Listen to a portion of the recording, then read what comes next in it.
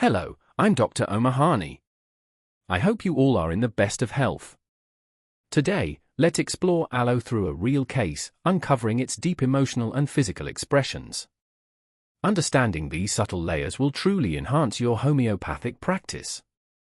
Urinary incontinence is the involuntary leakage of urine, often after urination, post-void dribbling. It can result from weak bladder muscles, sphincter dysfunction, or obstruction. Though physically minor, it can cause significant emotional stress due to fear of soiling, embarrassment, and the need for constant hygiene. Before we start the case, we need to understand that in Islam, maintaining cleanliness even in private acts like urination is important.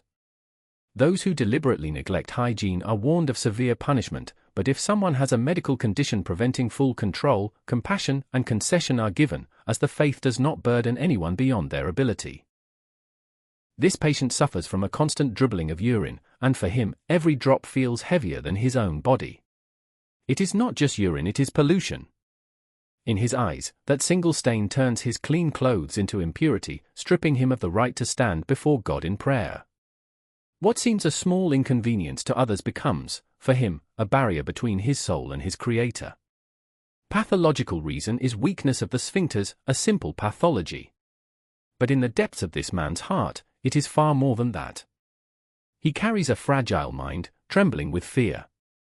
His greatest dread is not the disease itself, but the punishment of God, the punishment warned for those who fail to maintain purity, that his clothes become spoiled and polluted. He is terrified that his unintentional impurity will be counted as neglect in the eyes of the Almighty. This thought alone shakes him to his core. The core of this whole case is explained in one rubric. Mind fear from noise, slightest noise after pollutions. Noise means distraction. He fears distraction in his namaz.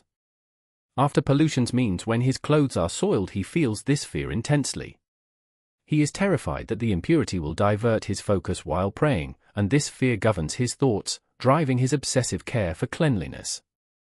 Let's understand this through rubric mind fear at the sight of blood. Why does blood horrify?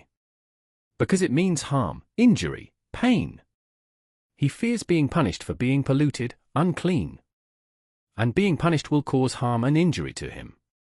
So the patient naturally adapts to the survival mechanism. He clings to cleanliness with desperate intensity. He becomes fastidious, almost obsessive, because for him, purity is not just about hygiene, it is about salvation.